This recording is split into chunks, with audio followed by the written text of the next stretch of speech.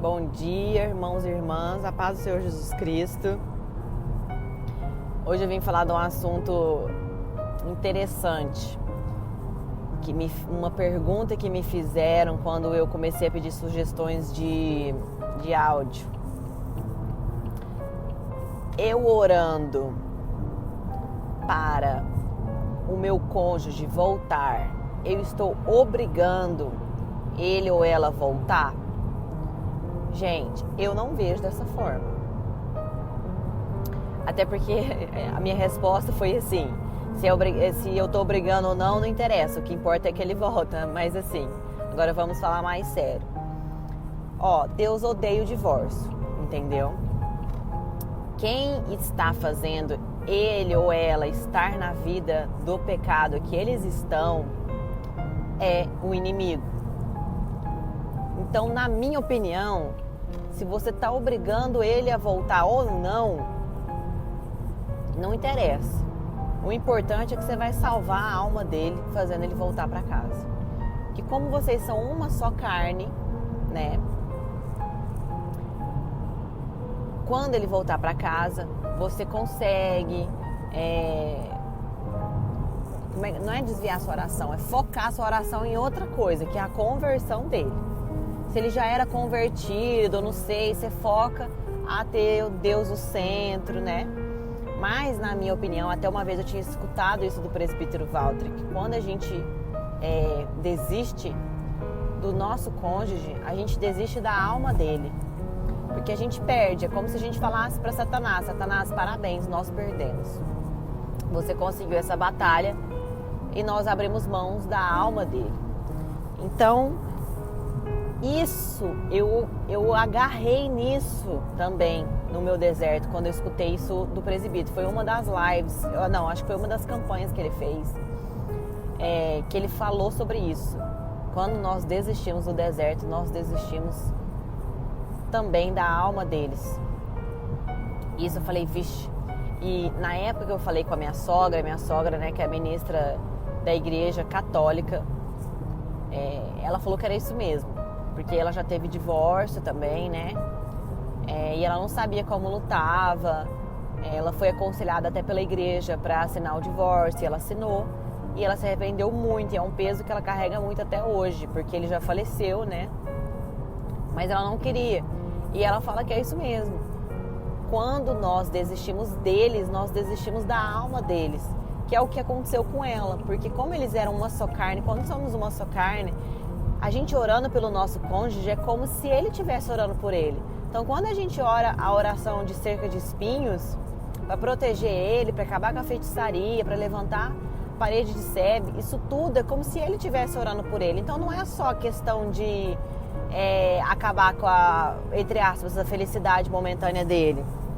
Isso envolve também tudo: feitiçaria, macumbaria, o bem-estar dele, né? Que a gente ora muito. E eu já falei aqui no áudio também que eu falava muito para Deus ter misericórdia do meu marido, para não deixar ele chegar a ter um acidente, para ele ver o valor da família. E eu pedia muita misericórdia. Uma vez a minha pastora me falou que o meu marido estava vivo até hoje por causa das minhas orações. De não deixar isso tudo acontecer com ele, né? Porque o caminho que eles estão tomando está lá em Deuteronômio de 28 a 30, se eu não me engano. O caminho que eles estão tomando, Deus vai fazendo tudo. Vai colocando doença, vai colocando acidente, vai levando eles no fundo do poço até eles verem o erro. Se eles chegarem no fundo do poço e não ver o erro, Deus leva a cova. Então eu pedia muita misericórdia, eu pedia muito a Deus que Deus não permitisse isso.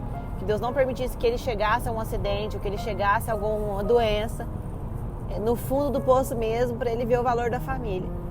Então, não é só a questão do cônjuge, é a alma dele. O que aconteceu com a minha sogra? Minha sogra desistiu em oração, porque ela também não sabia como lutava. E 2 anos depois, o meu sogro entrou em coma, ficou em coma por 2 anos e faleceu. Então, é isso. Ela fala que se ela soubesse como lutaria, hoje ela lutaria bem diferente. Não é porque ela desistiu que ele morreu, assim, não é tipo isso, entendeu, gente? A culpa não é dela, de forma alguma. Mas tá na Bíblia, né? A vida do pecado que eles estão, se não há arrependimento, Deus leva à cova. Então eu acredito que esse áudio ficou bem claro. Não põe na cabeça de vocês que vocês estão obrigando ele a sair dessa felicidade momentânea deles para voltar para a família e que você está obrigando. Não, isso é mentira de Satanás na sua cabeça para você desistir e entregar seu marido ou sua mulher nas mãos dele. Se Deus prometeu, ele vai cumprir, gente. Deus não vai te prometer um casamento restaurado, um relacionamento restaurado, se quando o cônjuge voltar, vocês forem felizes o resto da vida. Deus não vai fazer isso. Deus não quer isso. Você acha que Deus quer que você fique no deserto, lutando, sofrendo, e aí quando volta, vocês ficam infelizes o resto da vida? Claro que não. Talvez, é o que eu falei no áudio de reconciliação e restauração, talvez o cônjuge ainda volta com alguns costumes da rua, que é saída, bebidas. Talvez ele ainda volta, né, com essas coisas, aquelas amizades que você não gosta. Mas se Deus te prometeu, se Deus te disse que foi Ele que te levou seu marido ou seu namorado para casa, é porque Ele é fiel para cumprir a boa obra. Agora, se você não perguntou a Deus se era a hora do seu marido voltar para casa, então tá na hora de perguntar se foi da vontade dele ou não, para você se preparar para o que há de vir, entendeu? Mas não desiste não, vocês não serão infelizes o resto da vida. Quem acabou de voltar, de restaurar, se Deus te confirmou que foi Ele que levou, foi Ele que trouxe, fica tranquila que você está na quarta fase. E a quarta fase vai passar como a primeira passou, como a segunda passou, como a terceira passou.